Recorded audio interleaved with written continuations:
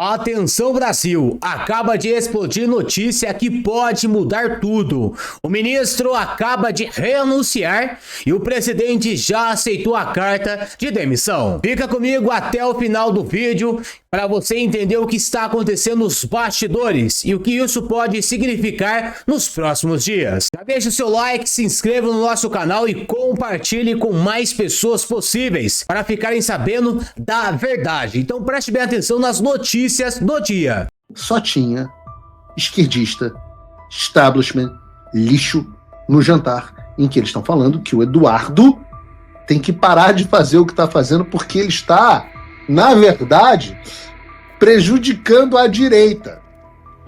Meu amigo,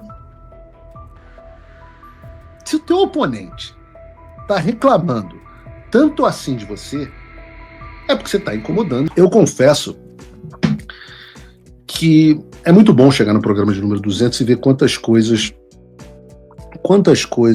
Deus nos permitiu conquistar.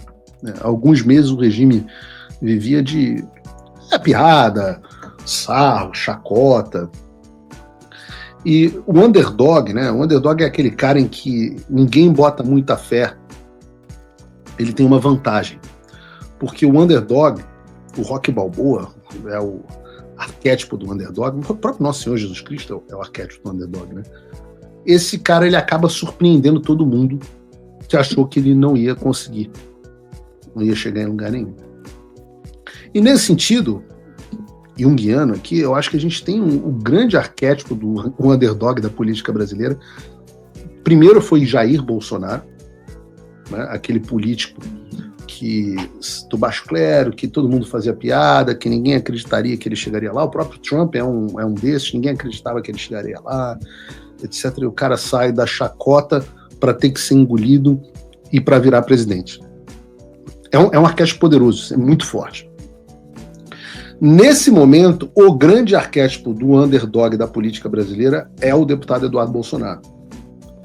E há muito tempo que a gente não lia essas reportagens como essa aqui, do Igor Gadelha. Eduardo Bolsonaro vira alvo de chacota em jantar na casa de Moraes. Eu lembro disso, ele era chamado de bananinha, de frouxo, era feito de piada, etc. E olha como é que são as coisas, né? Ontem nós tivemos uma reportagem com um título até parecido, mas com conteúdo muito diferente. A Bela Megali, do Globo, publicou o seguinte: Eduardo Bolsonaro é alvo de ironia e críticas em jantar na casa do Alexandre de Moraes. Pô, mas qual seria a razão da ironia e das críticas? Seria porque ele é um frouxo? Seria porque ele é o bananinha, como era no jantar do ano passado? Não. Seria que a atuação dos Estados Unidos aqui nos Estados Unidos estivesse implodindo a direita e que o Eduardo seria o principal cabo eleitoral do Lula. Daí é o seguinte: quando a nata da elite do Poder Judiciário se reúne para falar que você está prejudicando a direita, e ao mesmo tempo, essas são as pessoas que censuram, que tornam inelegíveis e permitem que condições de disputa eleitoral completamente desleais à direita, quando isso acontece, meu filho, é porque você sabe que o seu trabalho está sendo bem feito. Alguns dos presentes nesse jantar foram ex-ministros do governo Bolsonaro, segundo a Bela Megali. Eu tenho um palpite. Mas não vou falar nada. Ela diz que também tinha um ministro do governo Lula, autoridades do Legislativo, integrantes do STF, como Barroso, Toffoli, Dino, Zanin e, claro, Gilmar Mendes. Ou seja, só tinha esquerdista, establishment, lixo no jantar em que eles estão falando que o Eduardo tem que parar de fazer o que está fazendo porque ele está, na verdade, prejudicando a direita. Meu amigo, se o teu oponente está reclamando tanto assim de você, é porque você está incomodando e está incomodando muito. Esses são os mesmos caras que achavam lá atrás que o Bolsonaro não tinha concorrer porque não tinha chance de ganhar. Que ele tinha um teto. Lembra disso? Vocês não lembram. Vocês não têm idade para se lembrar do teto. Supostamente o teto dos 20% que o Bolsonaro tinha. e que se ele concorresse ele ia prejudicar a direita, ia dividir o voto, ia eleger o PT, que o bom mesmo para a direita era votar no Alckmin e não no Bolsonaro. Eu tenho idade o suficiente para me lembrar disso. Eu sei o que vocês fizeram no verão passado. Outra prova que o Eduardo está incomodando é quando a assessoria de imprensa, a rede oficial do governo e do establishment, a Globo News, tem tanta dedicação em que tentar queimar a imagem deles. Então, eu vou reagir rapidamente a um vídeo deles sobre o Eduardo com vocês. Da apuração aqui sobre Eduardo Bolsonaro. Roda, por favor. A gente tem falado muito sobre essa articulação do PL, né? Falei que eles estão deixando o caso Eduardo Bolsonaro para a família Bolsonaro resolver, depois de vários emissários tentarem conversar com o deputado, pedir moderação, recuo, sem conseguirem sucesso. Não houve um emissário. Andréia, eu digo isso a você no ar. Esses vários emissários foram lorota que contaram para você. Não teve um emissário pedindo moderação. Nenhum. Mas, se tivesse, realmente, eles não teriam sucesso. Agora tem mais essa, porque nas últimas semanas tem saído essas informações de que Eduardo Bolsonaro estaria de olho, cogitando sair do PL.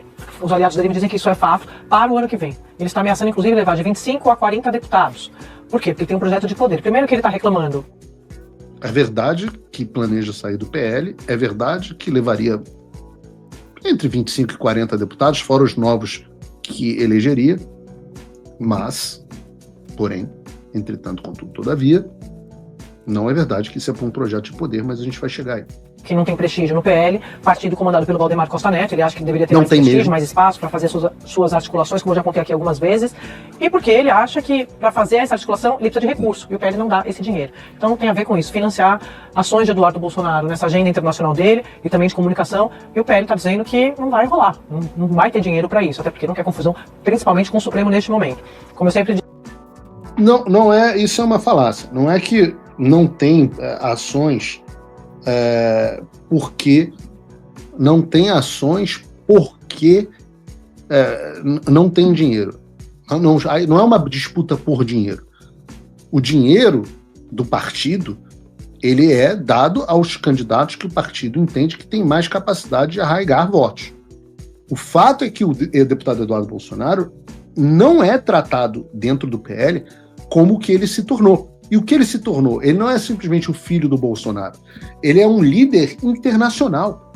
Ele é um presidenciável, segundo várias pesquisas, com mais votos do que o próprio Tarcísio, o queridinho. Sai à frente do Tarcísio em várias pesquisas, como a pesquisa do IBEST ou a pesquisa do Futura. Tem mais votos do que o Tarcísio. Quando Eduardo disputa com o Tarcísio, Eduardo sai melhor do que o Tarcísio. Então ele é um líder presidenciável, é um líder reconhecido nos Estados Unidos, reconhecido na Espanha, reconhecido em Portugal, reconhecido na Polônia, na Hungria, na Itália, na Bélgica, no Reino Unido, em toda a América Latina, no mundo árabe, Eduardo Bolsonaro é o grande nome internacional da direita brasileira. Não só isso, ele é o homem que hoje tem um grupo político que representa pelo menos metade dos deputados do PL. E são justamente os deputados do PL que vale a pena você confiar.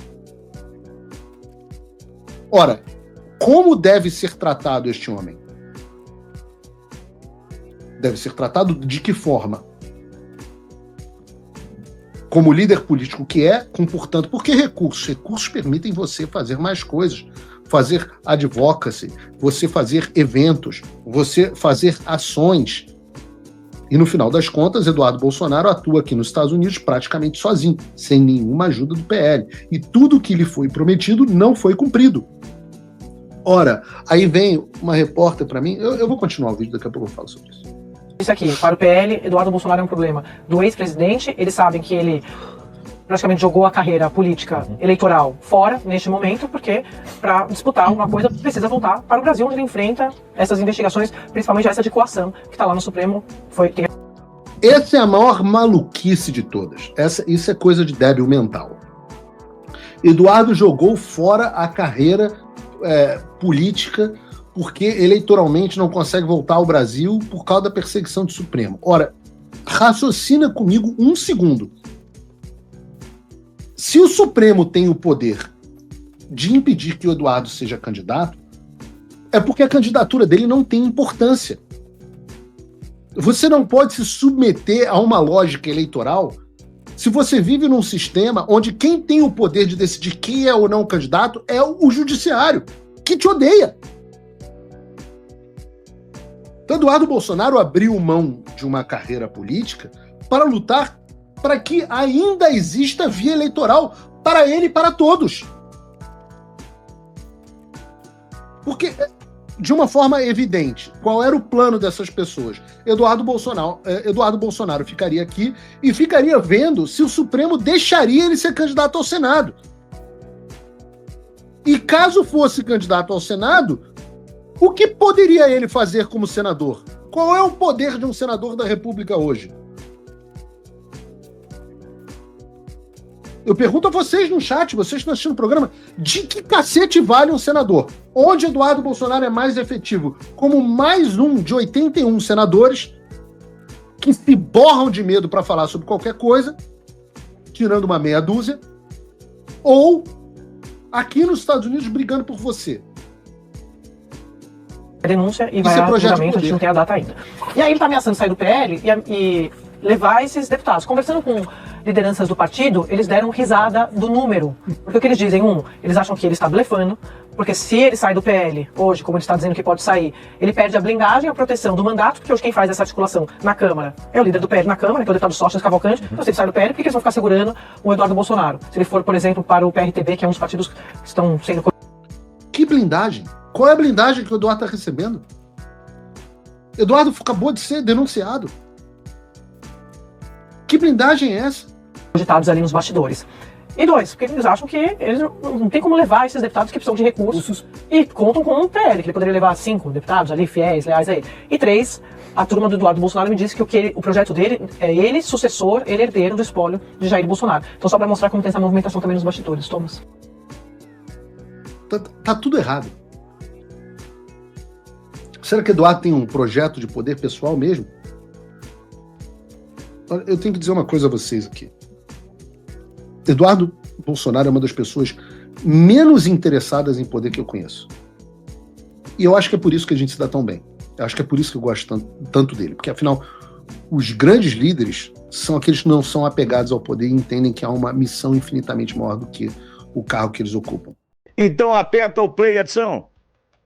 É muito importante comemorarmos os 37 anos da Constituição Federal. Representa o período de institucionalização do Brasil que se recompôs a partir do período ditatorial. Por isso eu valorizo muito esse produto de momento tão importante da vida brasileira, em que se institucionalizou o Estado Democrático de Direito, fazendo boas sínteses. Ela é o contrato que funda a relação entre a sociedade brasileira e o Estado. A Constituição de 1988 proporcionou um conjunto de conquistas muito importantes. É uma Constituição que assegura direitos para todos, assegura direitos sociais, nós temos debates tão importantes para as populações. Por exemplo, é uma das constituições do mundo que se dedica à livre iniciativa, que é importantíssimo para o crescimento nacional. Organiza as instituições do Estado e também as instituições sociais de um modo geral. A Constituição é uma garantia de cada brasileiro e cada brasileira. Meu artigo preferido não poderia deixar de ser o artigo 5º da Constituição. Tem muitos bons artigos, mas eu destacaria o artigo 1º, que é o artigo que consagra os 3 grandes pilares do constitucionalismo brasileiro. Eu espero que o artigo 5º, principalmente, seja cada vez mais efetivado, dotado de plenitude, para que se cumpra os objetivos da República do artigo 3º desta Constituição. Por isso, um dos meus dispositivos prediletos, entre outros, é um dos incisos do artigo 214 da Constituição, que trata do patrimônio cultural brasileiro, dos bens imateriais que formam a nossa identidade nacional e se refere aos modos de ser, estar e viver. Eu gosto muito do artigo 170 da Constituição, que trata da ordem econômica, porque ali está fincada a ideia de que não existe desenvolvimento econômico sem levar em conta fatores sociais, fatores humanísticos, outros interesses, outros direitos que fazem com que nós possamos falar verdadeiramente de progresso. Acho que o artigo 5º é fundamental, inclusive tudo aquilo que diz respeito ao capítulo do judiciário, o sistema de divisão de poderes e, claro, não podemos deixar de falar do papel do Supremo Tribunal Federal. Para mim, o artigo mais importante é esse que estabelece que um dos fundamentos da República é a dignidade da pessoa humana. Mostra que, acima de tudo, os juízes devem saber direito, mas devem ser sensíveis acima de tudo.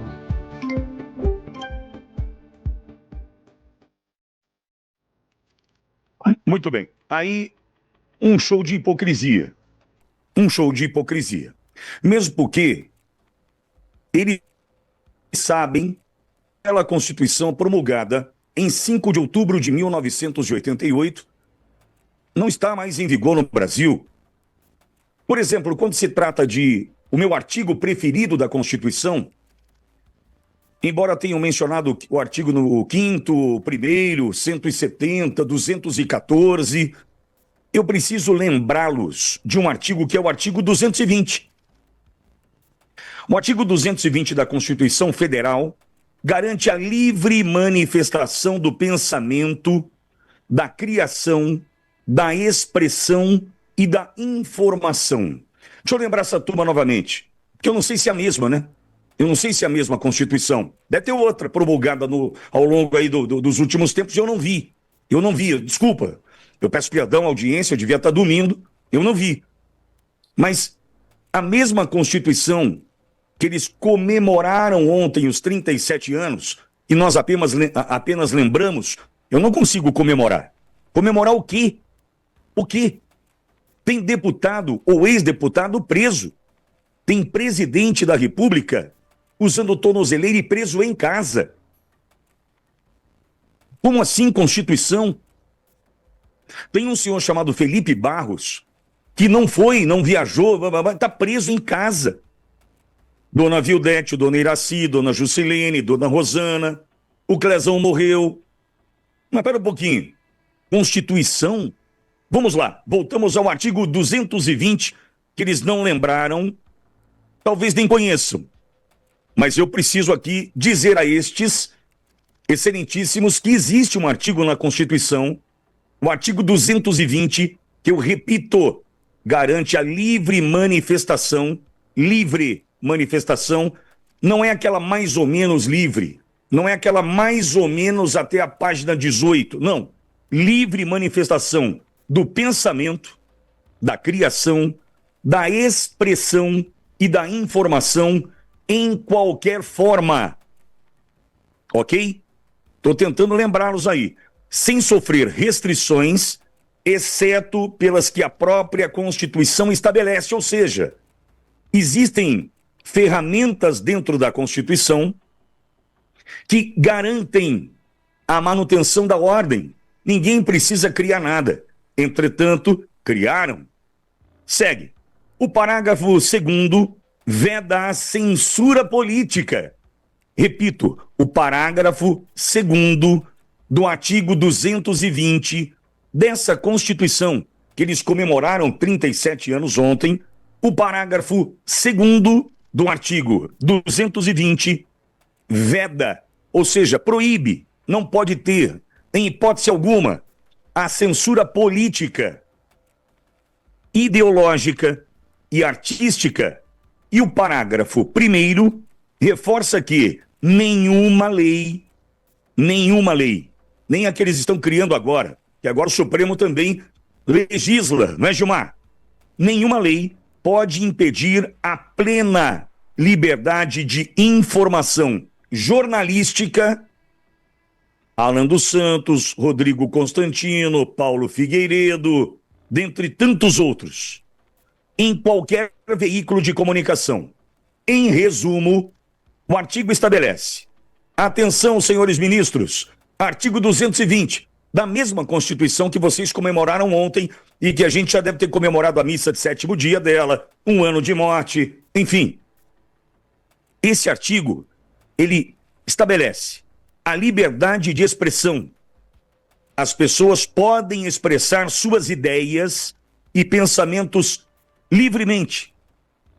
Por exemplo, eu já lancei esse desafio aqui e certamente você vai fazer assim com a cabeça, assim, ó, não, Pitoli, não. Você hoje se sente livre para fazer um post na internet, no seu Instagram, no seu TikTok, no chat do YouTube, no seu Facebook, no seu WhatsApp? Você se sente livre para manifestar as suas ideias, os seus pensamentos? Você se sente livre? Você sente que não há restrição nenhuma e você pode ali fazer o post que você bem entende, ou ao longo da jornada você já redigiu um texto para o seu Facebook, já redigiu um texto e falou, acho que não, acho melhor não, vou ter problema. Você já postou alguma coisa e ouviu a sua esposa dizer, amor, não é melhor você tirar aquele texto ali, teremos problemas, e os nossos filhos da escola, amor, será que não é melhor você tirar esse texto dali? Você nunca ouviu isso? Pois é, essas manifestações que deveriam ser livres de ideias e pensamentos, não podem ser limitadas. Quem diz isso é o artigo 220 da mesma Constituição que eles comemoraram ontem 37 anos. O mesmo artigo proíbe a censura. Aí me lembrei da Carmen Lúcia. Lembra do vídeo do Brasil Paralelo, às vésperas da eleição de 2022? Não. Pode censurar, segunda pode. Eu não concordo muito, mas até segunda pode. Proibição de censura. Consta desse artigo que diz, não pode haver censura de cunho político, de cunho ideológico ou artístico. E o que nós vemos hoje no Brasil?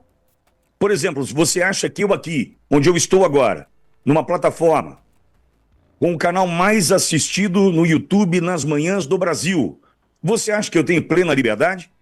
Por exemplo, só para lembrar, nós falamos dias atrás sobre a questão da revisão, da censura imposta ainda em tempos de governo Biden, e eu mencionei aqui alguns nomes de alguns medicamentos utilizados durante o negocinho que a China distribuiu aí pelo mundo. Tomei um toco, tô na sombra, cresci de um dia aí para o outro 100 inscritos. Eu cresço, geralmente, esse canal, entre 1.000 e 1.500. Tomei ou não tomei um toco? Tem censura ou não tem? Tem censura ou não tem? Tem sim, senhor.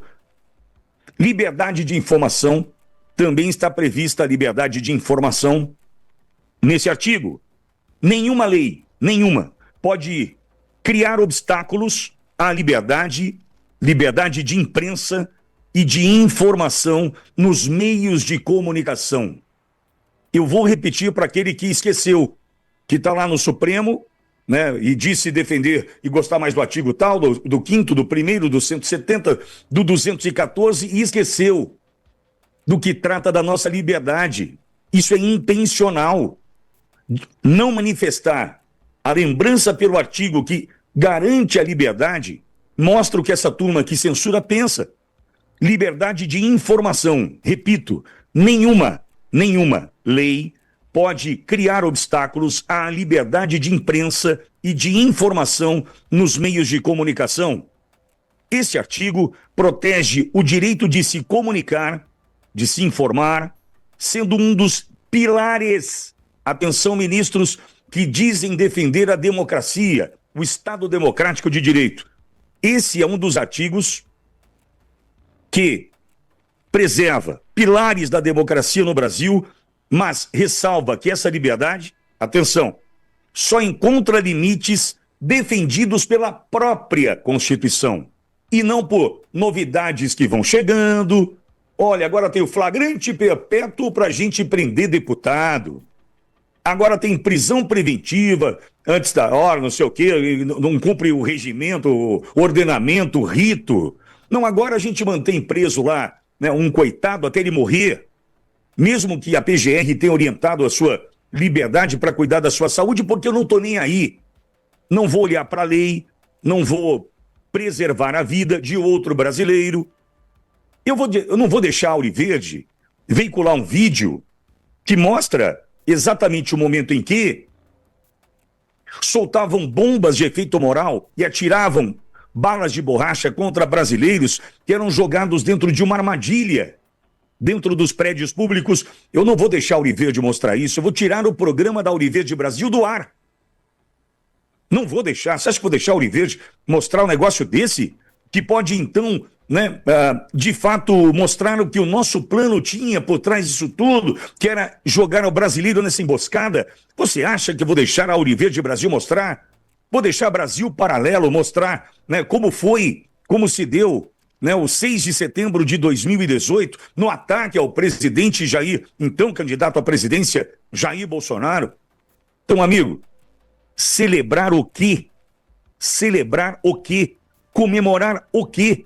De uma Constituição que hoje mostra que tem, num texto, brilhantismo, mas na prática, tropeços? Não. Não tem o que comemorar. Não há o que comemorar. Mesmo porque nós estamos aqui lutando por brasileiros que, em função dessa Constituição que não vale mais nada, Tem uma outra aí que eu não vi quando foi promulgada. Nós estamos lutando pela Débora, estamos lutando pela dona Vildete, pela dona Iraci, pela dona Jusceline, pela dona Rosana e tantos outros injustiçados. Fontes Incrível. nesse momento, e elas me disseram o seguinte, foram na linha do ministro Fernando Haddad. O ministro Fernando Haddad só disse que foi positiva. O que me disseram é que Trump estava cordial. Então, que não houve na conversa, segundo uma fonte me informa, nenhuma tentativa de Donald Trump de crescer para cima de Luiz Inácio Lula da Silva, nem Luiz Inácio Lula da Silva rebater diretamente Donald Trump. Civilidade. Foi uma conversa cordial e até me falam, é óbvio, não tinham câmeras filmando, então não é necessário fazer um espetáculo. É uma conversa para abrir canais de diálogo nesse momento, para depois se discutir o tarifaço. A gente está apurando exatamente para saber como foi a conversa e se ela foi todo momento Lula e Trump. Porque em muitas dessas conversas, costuma haver um momento em que os dois presidentes conversam e depois cabe à equipe técnica discutir os detalhes, até na tentativa de marcar um novo encontro, seja na Malásia, seja na Itália, seja na Casa Branca ou Mar-a-Lago. Então, o que a gente está apurando agora é exatamente saber quanto durou a conversa de fato, tete a tete, entre Lula e Trump, e a outra parte, que é a parte da equipe técnica. Agora, uma coisa é certa, disseram que foi uma conversa positiva, segundo Fernando Haddad, e uma fonte me disse que foi cordial. Sem nenhuma troca de ofensas, sem nenhuma acusação, foi uma abertura de um canal de diálogo de fato. Eu posso estar errado, mas eu acho que o Alexandre de Moraes cometeu um terrível erro. Uma das principais preocupações dos nossos iluminados ministros da Suprema Corte é a opinião que o mundo tem sobre eles. Afinal de contas, eles adoram viajar para outros países, em faculdades espalhadas pelo mundo, para defender democracia, para defender liberdade da expressão e dizer que eles são os grandes heróis aqui do Brasil. Que graças a eles, a coragem deles, o Brasil não virou uma ditadura. Eles adoram fazer isso. Mas só que quando o Alexandre de Moraes dá ordens de prisão a uma pessoa que está na Itália, porque essa pessoa denunciou os seus crimes, ele abre uma oportunidade para que essa pessoa, que está carregada de provas e evidências, apresentar realmente o que está acontecendo no Brasil. E é isso que eu acho que aconteceu na situação do Eduardo Tagliaferro. Alexandre de Moraes pediu a prisão do Eduardo Tagliaferro pelo crime de mostrar e provar os crimes que aconteceram no período eleitoral de 2022, com provas, com textos, com áudios. Isso a imprensa está desesperada para tentar esconder. Apenas alguns veículos se atreveram a falar sobre isso, mas não saiu no Jornal Nacional nem no Fantástico, embora seja o maior escândalo do judiciário brasileiro. Então, o Eduardo Tagliaferro não foi preso. A justiça da Itália entendeu que aquilo não era motivo de prisão, vazamento de informações sigilosas, isso não é uma prisão. E deu a ele a oportunidade de hoje, sim, hoje, apresentar a sua defesa. E, rapaz, parece que a coisa ficou muito feia para Alexandre de Moraes. Esse vídeo aqui é o Eduardo Tagliaferro gravando, voltando da audiência. Pessoal, bom dia aí no Brasil. Quero primeiramente agradecer a todos pelas mensagens, a todos pelos e-mails que eu fiquei sabendo que foram enviados à corte, pelas orações, pelas boas palavras. Quero informar que eu já estou indo embora, eu já passei pela audiência, foi fantástica. Acho que a minha expressão aqui diz tudo de como foi muito bom. Esse aqui é o Mariano, que me acompanhou em tudo. O juiz recebeu muito bem, é como se fosse um ministro aqui, recebeu muito bem, foi ótimo. E agora vamos para a luta. Ficaram super impressionados, principalmente com a questão da juíza Ludmila Lins Grillo, que está fora do país por ser perseguida, e também pelos problemas, né, das pessoas que estão na Espanha, na Argentina, na Polônia, nos Estados Unidos. Tudo foi mencionado e foi muito bem recebido por eles. Agradeço a vocês e vamos lutando aí pela nossa liberdade. Um abraço, fiquem com Deus. Olha que interessante. Pelo que eu entendi, ele está coletando todos os exilados, todas as pessoas perseguidas por Alexandre de Moraes que estão foragidas do Brasil, apresentando os casos. Oswaldo Eustáquio, jornalista, mandado de prisão por ter feito jornalismo. A justiça espanhola reconheceu que ele não cometeu crime e manteve ele na Espanha.